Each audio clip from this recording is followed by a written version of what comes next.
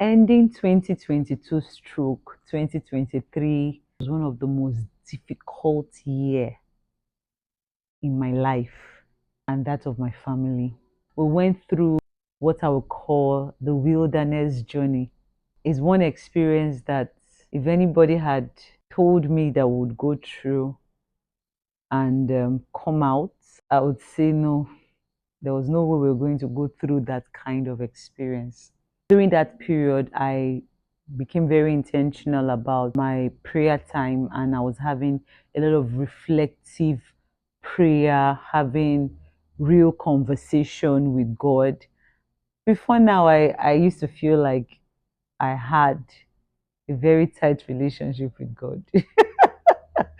Will I say yes, I did, but then I don't know what happened, but I know that 2022 stroke 2023 drew me more closer to God in such a way that I could have more reflective and deeper conversation with God, because it was one experience that till now I still wonder how I was able to or how my family and I was able to go through that experiences without breaking, and when the time comes, I'll probably share some of the details and some of the things we went through and how God helped us to overcome all of those challenges.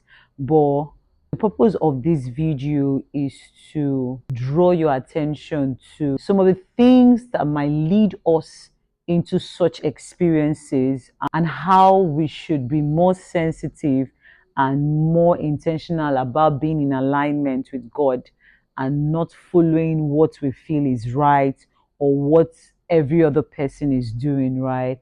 If you have watched this video to this very moment, I want to say thank you and also ask that you should please subscribe to my YouTube channel, like and share, because I would really want to grow my YouTube channel, and I would want more people to be blessed by the experiences and stories and lessons that I'll be sharing right in the future. So please follow, please like, please subscribe wherever you're watching this from, Instagram, YouTube. Please, please, please share, like, so that more people can subscribe and follow this channel or this page. Thank you so much. Right. So I'm just going to go back to my story. So, like I was saying, 2022 stroke 2023 was one difficult year for I and my family. And during my reflective moments, during my prayer and reflective moments, God began to reveal a lot of things to me and opening my eyes to some of the mistakes or some of the things that I did that got me into or got my family into these experiences, right? And one of the things that he told me vividly was I turned a lot of things, or I built my own idols, right? Or I focused my attention and I turned some of the things that he had blessed us with, and those things became idols in our life. Mind you, I was still going to church, I was still praying, I still felt like I had a good relationship with God, yeah. But then I didn't know that some other things had taken his place as the source of my income, or as a source of my husband's income, right? We had replaced God as our source with the things that we had. And it felt like what we had were now the sources, or was now the source of our income. And because God loves me so much, I've always known that He loves me. He's a very jealous lover.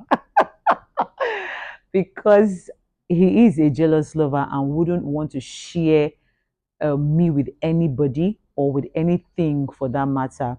He needed to draw my attention back, and the only way he would have been able to do that was to allow me go through, or allow my family go through the experiences we had.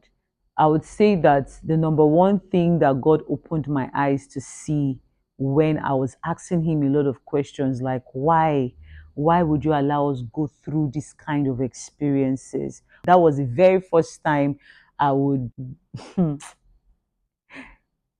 we would stay and I wouldn't know what my kids was going to eat the next day. Yeah, it was that bad. Probably I'll share, like I said, I'll share more details in future. But like I said, this is not the video for that, right? So God began to open my eyes to see that I turned some things in my life. Those things became an idol, and I shifted my attention from Him to those things, right? So we had everything going, there was enough funding, and then without asking Him or without asking God the next step of action concerning our business, I just felt like, oh, there is enough money, and we went out. I got a place, rented a new place for the business, touched it up. I was super excited that I had a new space for my business. The place was super beautiful. Everybody who came there loved it. You know, the blessings of the Lord is something that gives you great joy. But sometimes when we are not mindful, our attention will shift from God being our source to these blessings being our source, right? So God revealed to me and opened my eyes to see that I depended so much on the beauty of my space. I depended so much on how big the environment was. I depended so much on the experiences my customers were going to have each time they come. And this was what was going to keep or bring customers to the business. So I lost focus. My focus was meant to be God, but I focused my attention on ensuring that the environment was always beautiful. I touched the place up, and I would always create videos showing the environment, ensuring that when customers come, they had the best experiences. Are those things bad? No, they are not bad. But for me, what happened was that space became my idol. That space became the thing I depended on to keep my customers or to bring more customers to the business. And God wasn't going to have that. So I began to struggle. Customers, I grew really because when I was working, compared to when I was working from home, I got new customers, clients that were willing to pay me more. I grew. But while I was growing, I felt like money was coming in. I had overhead costs, I had more expenses. I struggled. I was struggling to keep up. I was struggling to keep up with dwelling, rent. A lot of things were not going right. My focus was not right. My focus on growing the business and all of the strategies that I knew to implement, none was working. Why? Because I cut myself off from my source and I raised another altar or I raised another idol that I felt was what was going to bring the income for me. And God was not going to have that. Another idol God revealed to me was my Instagram page. Hmm. He opened my eyes to see that I also turned my Instagram page as an idol. At that point, I was so addicted to Instagram.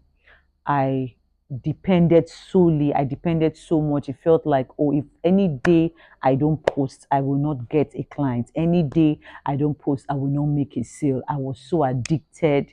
I joined different engagement groups so that I would have engagement on my page so that it will reach more people and more eyes will be on the business and then customers will come. Did those things work? Yes, it did. But then that was not how it was supposed to be. I was not meant to cut my source off and depend on Instagram or depend on strategies or depend. I ran sponsor. In fact, the one that baffled me was I ran sponsored ads. I ran sponsored ads and none of these things were working. I paid professionals to run sponsored ads for me, and none of these things were converting. Ah, God is indeed a jealous God. And if He sees us going to a path of destruction, He would rather He would rather allow us to go through some experiences that would reset our brain and remind us of who we are in Him and remind us of who He is to us. You know, He's not a wicked God, but if He tries to speak to us and we are not being attentive, if He tries to draw our attention back to Him and we are so distracted by the things He has blessed us with, hmm, He would put a pause on those blessings so that you would seek Him, so that you will come back to Him, so that you realize that He is the only source and our focus must consistently be on Him and not on the blessings that He has blessed us with. I hope this was helpful. Please don't forget to like, share, subscribe. Please share. Please subscribe. Please like. When you do this, many more people will watch and get this video and they will also learn and be blessed by this video. Thank you so much for helping this channel grow. I appreciate you. Love you. Thank you. Ciao.